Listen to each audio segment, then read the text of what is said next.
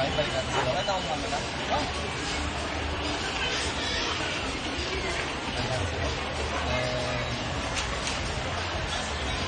Natin si Shuffle. Aloy, kuha tayo ng 4 random cards.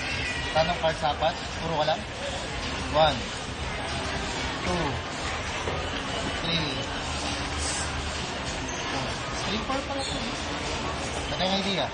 Gamitin natin yung apat na random cards bago natin hanapin yung selected card mo. Ito yung idea. Ito yung card? 5. Apat supposed to be, right? Pero 1, 2, 3. Kung maglalapag ako isa, ilan natin? Tatlo.